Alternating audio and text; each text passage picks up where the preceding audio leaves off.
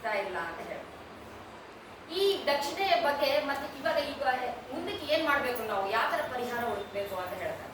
ನೀವೇನ್ ಯೋಚನೆ ಮಾಡಬೇಡ್ರಿ, ಒಂದೆರಡು ದಿನ ಕಾಯಿರಿ ಅಂತ ಹೇಳ್ತಾರೆ. ಆಮೇಲೆ ಶ್ರೀಕೃಷ್ಣ ಪರಮಾತ್ಮ ಮನುಷ್ಯನಾಗಿ ಅವತರಿಸ್ತಾರೆ. ಎಲ್ಲಾ ದೇವತೆಗಳನ್ನು ಮನುಷ್ಯನಾಗಿ ಮಾನವನಾಗಿ ಭೂಮಿ ಮೇಲೆ ಬರಲೇಬೇಕು, ಅದು ಅವರೊಂದು ಗುಣ. ಯಾಕಂದ್ರೆ ಅವರ ಲೀಲೆಗಳನ್ನ ನಮ್ಗೆ ಹೇಳಿದ್ರೆ ತಾನೆ, ಅವರು ಅನುಭವಿಸಿದ ಲೀಲೆಗಳನ್ನ ನಮ್ಗೆ ಹೇಳಿದ್ರೆ ಕಥಾಮೃತದ ಮೂಲಕ ನಾವು ಮೋಕ್ಷ ಪಡ್ಕೊಳ್ಳೋಣ. ಹಾಗಿದ್ರಿಂದ ಹಿಂದೆ ಗೋಲೋಕ ಅಂದ್ರೆ ನಿಮ್ಗೆ ನೆನ್ನೆ ಹೇಳಿದ್ದೆ, ಗೋಲೋಕ ಅಂತ ಒಂದು ಲೋಕ ಇರುತ್ತೆ. ಹೇಗೆ ಕೈಲಾಸ ವೈಕುಂಠ ಎಲ್ಲ ಇರುತ್ತೋ ಅದೇ ರೀತಿಯ ಗೋಲೋಕ. ಆ ಗೋಲೋಕದಲ್ಲಿ ಕೃಷ್ಣ ಮತ್ತು ರಾಧಾದೇವಿ ಅಂತ ಕರಿಬೇಕು. ರಾಧಾದೇವಿ ಇಬ್ರು ಕೂಡ ರಾಸಲೀಲೆಯನ್ನ ಮಾಡ್ಲಿಕ್ಕೋಸ್ಕರ ರಾಸಮಂಡಲವನ್ನ ಕಟ್ಕೊಂಡಿರ್ತಾರೆ. ಅಲ್ಲಿ ಪ್ರತಿದಿನ ನೃತ್ಯಗಳೆಲ್ಲ ನಡೀತಾ ಇರುತ್ತೆ.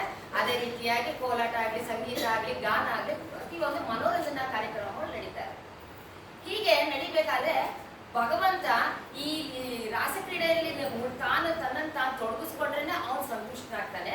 ಈ ಸಂತುಷ್ಟ ಆಗೋದ್ರಿಂದ ತಾನು ಖುಷಿಯಾಗಿ ಎಲ್ಲ ಪ್ರಕೃತಿಯಲ್ಲಿ ಆಗಬೇಕಾಗಿರೋ ಕೆಲಸ ಅಂದ್ರೆ ಮಳೆ ಟೈಮಿಂಗ್ ಸರಿಯಾಗಿ ಬರಬೇಕು, ಭೂಮಿಗೆ ಬೀಳಬೇಕು, ಆ ಭೂಮಿನಲ್ಲಿ ಹಚ್ಚ ಹಸಿರಾಗಿ ಬೆಳೆದೆಲ್ಲ ತೆಗಿಬೇಕು. ಆದ್ರಿಂದ ಭಗವಂತ ಯಾವಾಗಲೂ ಸಂತುಷ್ಟನಾಗಿರ್ಬೇಕು ಅಂದ್ರೆ ನಾವು ಮನೋರಂಜನೆ ಮಾಡಬೇಕು. ಮನೋರಂಜನೆ ಮಾಡ್ಬೇಕಂದ್ರೆ ಸರಿಯಾದ ರೀತಿಯಲ್ಲಿ ನಾವು ಸಂಗೀತ, ನರ್ತನ, ಗೀತೆ, ಹಾಡು, ವೀಣೆ, ಪ್ರತಿಯೊಂದು ಏನೇನಿದೆಯೋ ಕಲೆಗಳು ಅದನ್ನೆಲ್ಲ ಸರಿಯಾದ ರೀತಿಯಲ್ಲಿ ಮಾಡಬೇಕು.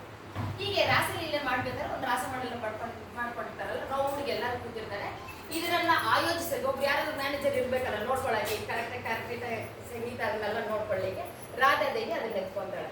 ನಾನು ನೆನ್ನೆ ಹೇಳಿದೆ, ರಾಧಾದೇವಿಯ ದೇಹದಿಂದ ಉತ್ಪತ್ತಿಯಾಗಿರೋರೆಲ್ಲ ಗೋಪಿಕೆಯರು ಭಗವಂತ